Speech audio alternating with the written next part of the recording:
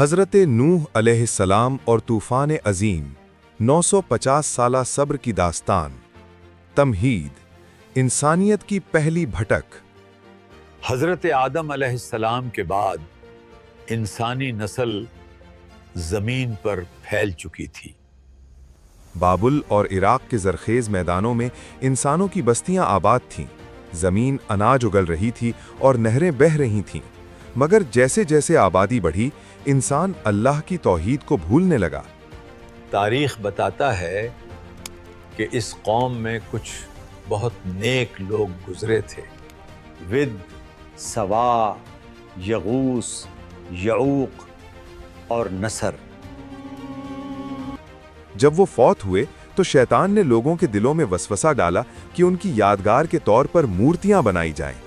शुरू में ये सिर्फ यादगारें थीं, मगर वक्त बदला, नस्लें बदलीं और वही मूर्तियां खुदा बन गईं। शिर्क का जहर मुआशरे की रगों में दौड़ने लगा। ताकतवर कमजोरों को कुचलने लगे और जमीन जुल्म से भर गई। नूह की पुकार, 950 साला जद्दोजहद। इसी तारीकी में अल्लाह ने हज़रत नूह अलैहिस्सलाम को मबूस फरमाया। आप अलैहिस्सलाम वो पहले रसूल थे जिन्हें एक काफिर कौम की तरफ भेजा गया। आप अलैहिस्सलाम ने तबलीग का वो सफ़र शुरू किया जिसकी मिसाल कायनात में नहीं मिलती। सोचिए, 10 साल नहीं, 100 साल नहीं, बल्कि 950, 950 साल।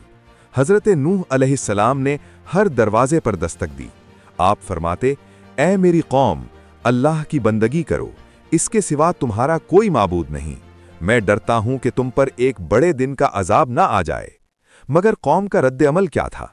जब आप बोलते, वो कानों में उंगलियां ठूंस लेते, अपने चेहरों पर कपड़े लपेट लेते ताकि आपकी शक्ल न देखनी पड़े। वो कहते, ये वुद, ये सवा, ये यगूस हमारे बाप दादा के माबूद हैं, हम उन्हें कैसे छोड़ दें? अगर ये सिर्फ तुम तो हमारी तरह के एक आम इंसान हो, हम तुम्हारी बात क्यों माने? तुम्हारे साथ तो सिर्फ वो लोग हैं जो माशरे में गरीब और जलील समझे जाते हैं। कौम नूह अलैहिस्सलाम कदावर और जिस्मानी लिहाज से बहुत मजबूत थी। रिवायात में एक किरदार औज बिन अनूक का जिक्र मिलता है, जो इतना तवील कामत था कि पहाड़ उसके सामने छोटे लगते थे। ये किरदार दरअसल उस दौर के इंसानी तकब्बुर की अलामत था। उन्हें अपनी ताकत पर इतना नाज था कि वो कहते, कौन है जो हमें मिटा सके? हमारी बुलंदियां आसमान को छूती हैं। हजरत नूह अलैहिस्सलाम उन्हें रात को भी समझाते, दिन को भी। कभी मजमे में पुकारते तो कभी तन्हाई में जाकर अल्लाह की नेमतें याद दिलाते। मगर जूं जूं वक्त गुजरता, उनकी सरकशी बढ़ती गई। यहां तक कि बाप अपने बेटे को वसीयत करता, बेटा, इस बूढ़े नूह अलैहिस्सलाम की बातों में कभी ना आना, ये जादूगर है। जब सरकशी हद से गुजर गई तो हजरत नूह अलैहिस्सलाम ने बोझल दिल से दुआ की, ऐ मेरे रब, जमीन पर उन काफरों में से एक भी बसने वाला ना छोड़। कश्ती की तामीर और मजाक। अल्लाह ने दुआ कबूल फरमाई और हुक्म दिया, ऐ नूह, एक कश्ती बनाओ हमारी आंखों के सामने और हमारी वही के मुताबिक। अब सहरा के बीचों बीच, जहां दूर दूर तक पानी का नामो निशान न था, हजरत नूह अलैहिस्सलाम ने लकड़ी के तख्ते जमा किए और कील ठोंकना शुरू किए। ये एक दैवो हैकल 3 मंजिला कश्ती थी। पहली मंजिल जानवरों के लिए, दूसरी इंसानों के लिए और तीसरी परिंदों के लिए। कौम के सरदार वहां से गुजरते तो कहकहे लगाते, ऐ नूह, पहले तुम नबी थे, अब बढ़ई बन गए हो, इस रेत पर कश्ती कैसे चलेगी?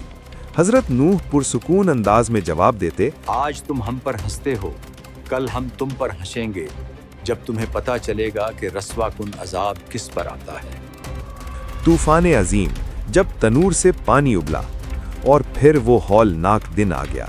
अल्लाह की दी हुई निशानी पूरी हुई। तनूर से पानी उबलना शुरू हुआ। आसमान के दरवाजे खुल गए जैसे मशकीज़ों के मुंह खोल दिए गए हों। जमीन के हर हिस्से से चश्मे फूट पड़े।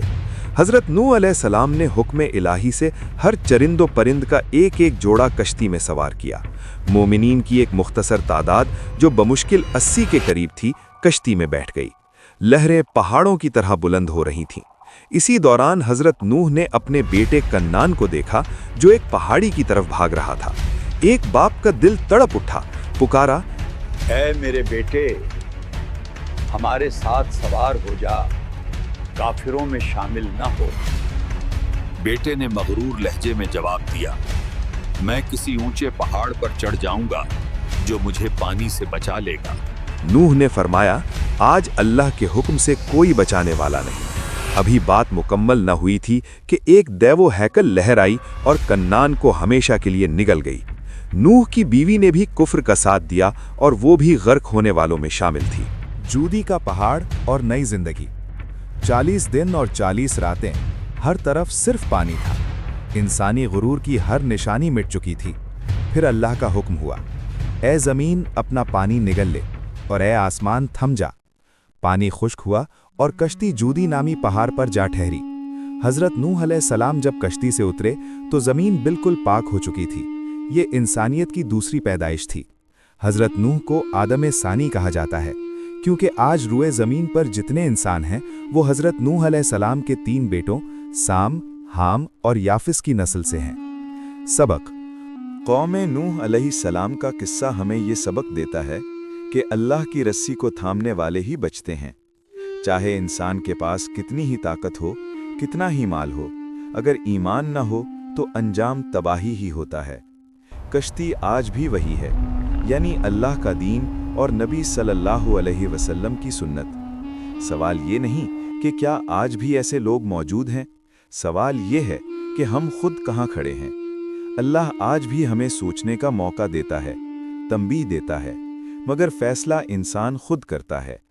اگر یہ پیغام آپ کے دل تک پہنچا ہے تو اسے آگے پہنچائیں اور حق کی ایسی کہانیاں سننے کے لیے چینل کو سبسکرائب کریں۔